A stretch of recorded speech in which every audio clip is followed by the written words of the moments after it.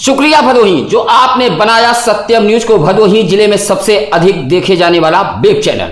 सुप्रभात, आदाब, नमस्कार। एक बार फिर भदोही जिले की फटाफट खबरों को लेकर हाजिर हूं मैं नसीर कुरैशी। आज की खबरों की शुरुआत करते हैं इस बड़ी खबर से।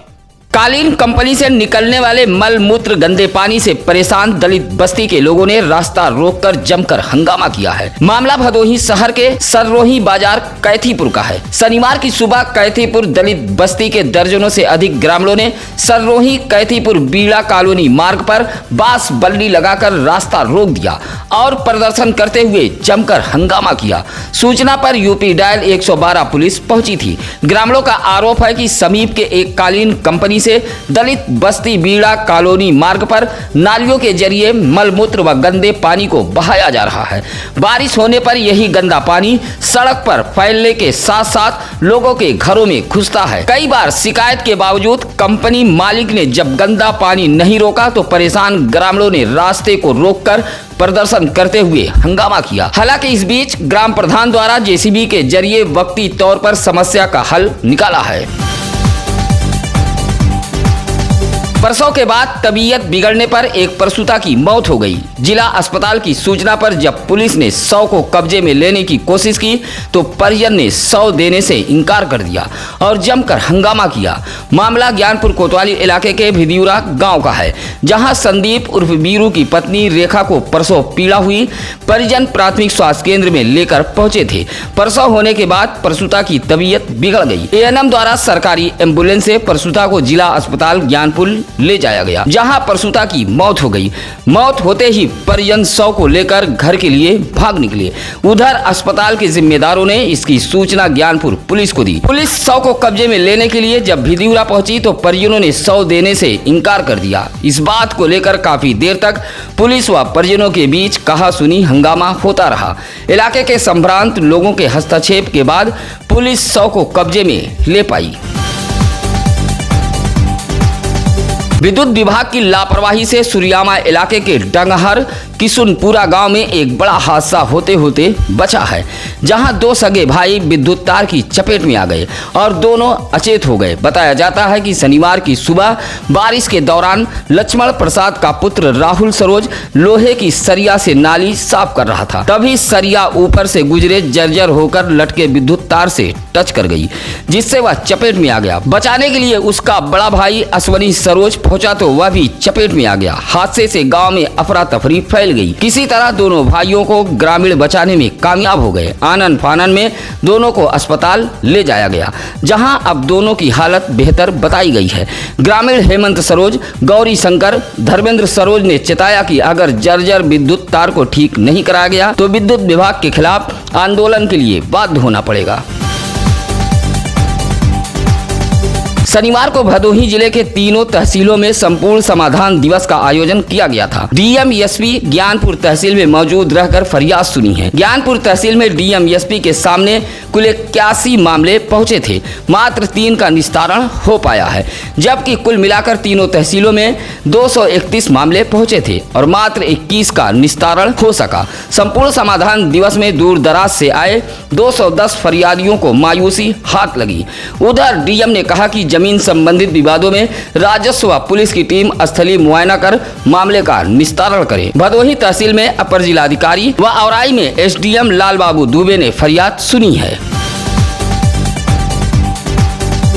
गोपीगंज नगर के मिर्जापुर तिरमोहानी पर एक बड़ा सड़क हादसा हुआ है, जहां वाराणसी की तरफ से आ रही एक तेज रफ्तार टैंकर ने बाइक में टक्कर मार दी है। हादसे में बाइक पर सवार पत्ती देवी नामक महिला की मौके पर ही मौत हो गई है।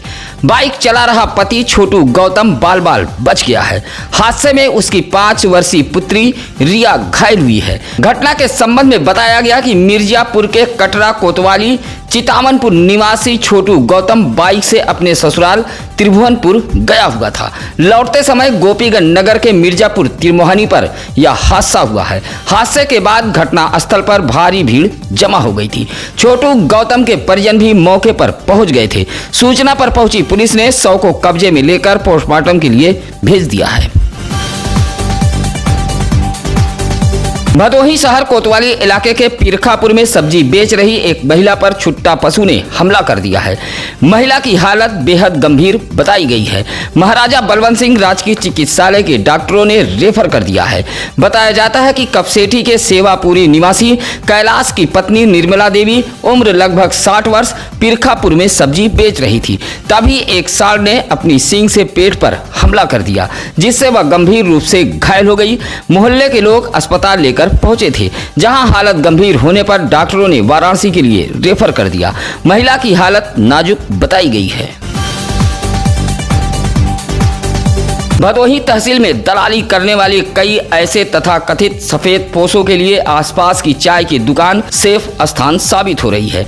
लंबे समय से भ्रष्टाचार व भदोही तहसील में दलालों के खिलाफ अधिवक्ताओं सहित तमाम संगठन आवाज बुलंद कर रहे हैं। बावजूद तहसील के जिम्मेदार अधिकारी ऐसे सफेद पोश तथा कथित दलालों पर कार्रवाई नहीं कर रहे हैं। हालांकि डीएम के आदेश पर कई बार जिले के आला अधिकारियों ने छापेमारी की, लेकिन हर बार सफेद पोश तथा कथित दलाल बच निकलते हैं और समीप के चाय पान की दुकानों पर जाकर छिप जाते हैं। माना जा रहा है कि तहसील के ही किसी कर्मी द्वारा पहले से ही ऐसे दलालों को आगाह कर दिया जाता है, जिससे हर बार ऐसे तथाकथित दलाल बचने में कामयाब हो जाते हैं। पिछले कुछ समय से ऐसे तथाकथित दलाल भ्रष्टाचार को भदोही तहसील में बढ़ावा दे रहे हैं।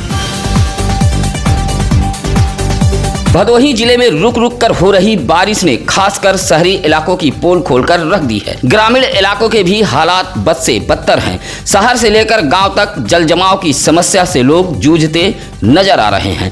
पहले हम बात करें भदोही शहर के मोहल्लों की।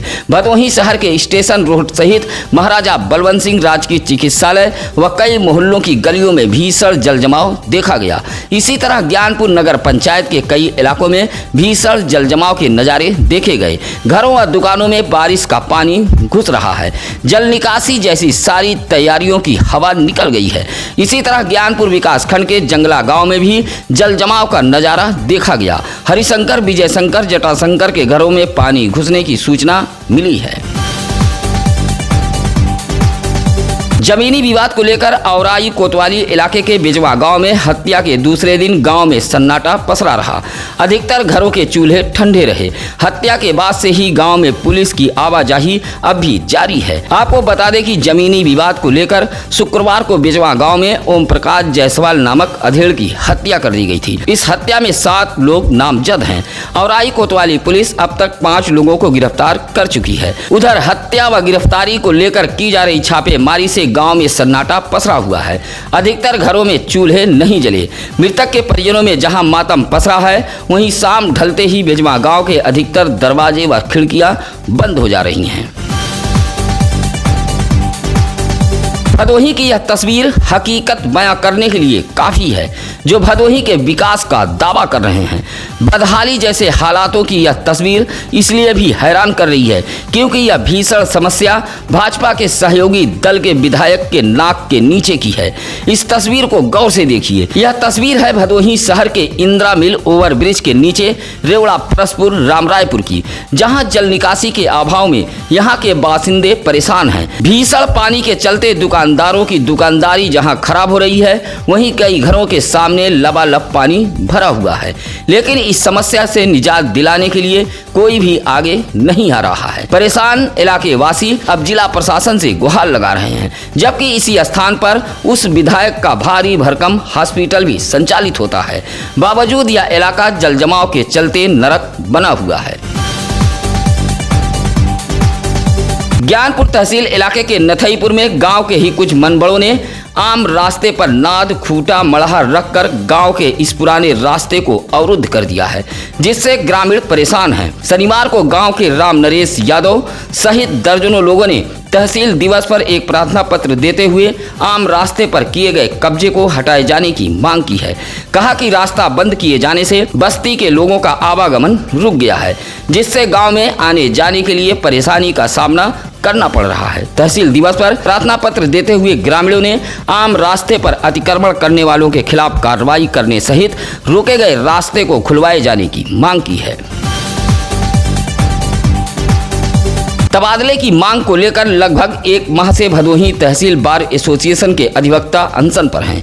शनिवार को इसी मामले को लेकर अपर जिलाधिकारी शैलेंद्र मिश्रा व अधिवक्ताओं के बीच लगभग 2 घंटे वार्ता चली। तहसील सभागार में चली इस वार्ता में एसडीएम शामिल नहीं हुए। लगभग 2 घंटे चली वार्ता के बीच अपर जिलाधिकारी ने अधिवक्ताओं से 2 माह का समय मांगा है। तबादले की मांग पर अड़े अधिवक्ताओं ने कहा कि इस बात का फैसला सोमवार को लिया जाएगा। अध्यक्ष एडवोकेट सूर्य प्रसाद द्विवेदी ने कहा कि सोमवार को बैठक कर यह फैसला लिया जाएगा कि अधिवक्ता न्यायिक कार्य पर लौटेंगे या नहीं।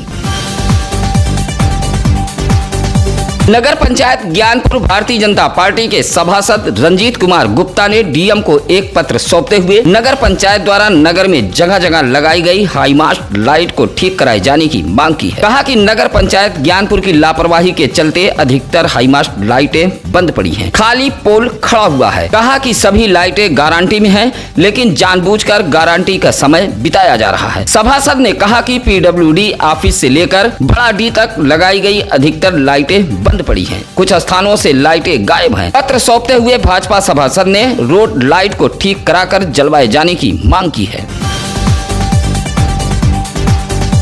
एक और उत्तर प्रदेश की योगी सरकार मिट्टी के बर्तन बनाने वाले कुम्हारों को प्रोत्साहन दे रही है, तो वहीं गोपीगंज थाना इलाके के तुरंतपुर चकमानधाता गांव से इस युग में भी ऐसा मामला सामने आया है कि एक गरीब कुम्हार को गांव छोड़कर भाग जाने की धमकी दी जा रही है और उसके भूमि पर कब्जा करने का प्रयास किया जा रहा है। ऐसी ही शिकायत लल्लन कोहार ने गोपीगंज पुलिस से की है।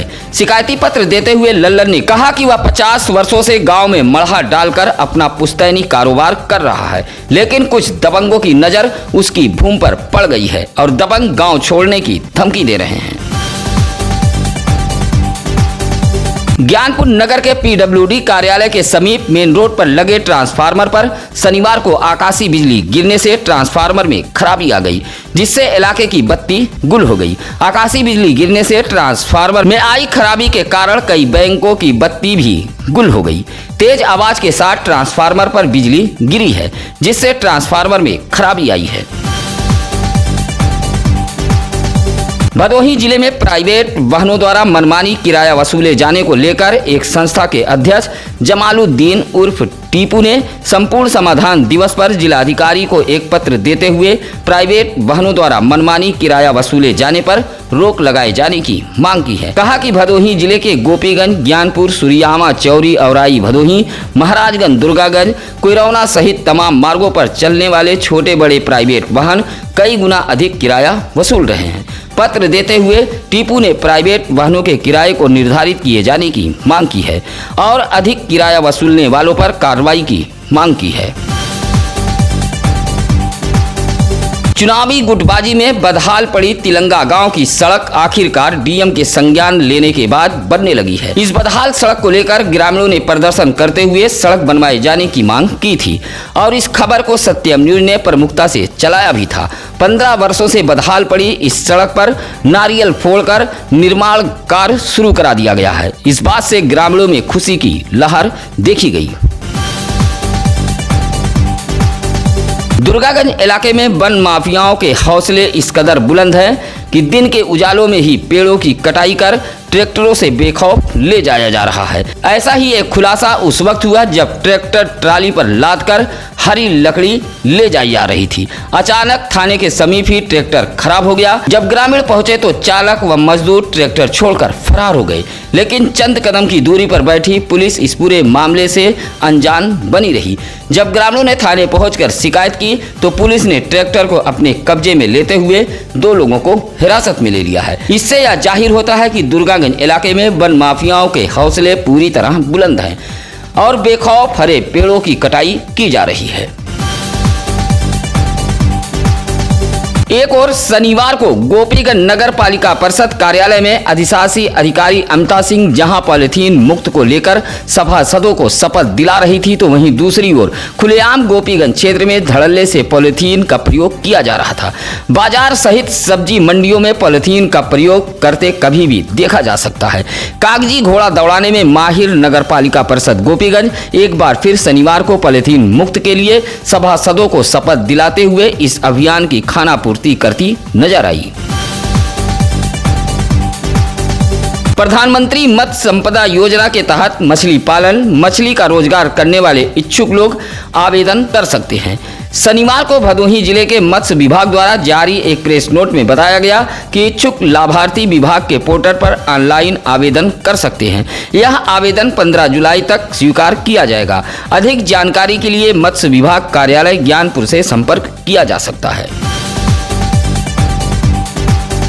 भदोही जिले में जुलाई से 15 अगस्त तक 13,88,045 पौधे रोपे जाने का लक्ष्य रखा गया है, जिसकी तैयारियों को लेकर डीएम आर काखौरी व सीडीओ भानु प्रताप सिंह ने शनिवार को वन विभाग की पौधशाला का निरीक्षण किया। इस दौरान प्रभागी वनाधिकारी नीरज आर्या भी मौजूद रहे। सत्यम न्यूज परिवार आपसे गुजारिश, अपील, निवेदन व आगाह करता है कि बारिश का मौसम शुरू हो गया है। ऐसे में आकाशीय बिजली गिरने की संभावना ज्यादा रहती है। आकाशीय बिजली को लेकर बेहद सावधान रहें और सतर्क रहकर इस आकाशीय आपदा से बचा जा सकता है। सत्यम न्यूज की खबरें आज की कैसी लगी यह कमेंट कर जरूर बताएं। साथ ही अपने सुझाव भी हमें दे सकते हैं। फिलहाल इसी के साथ अब नसीर कुरैशी को दीजिए इजाजत। नमस्कार, आदाब। ताज़ा खबरों के लिए सत्यम न्यूज़ को सब्सक्राइब करें।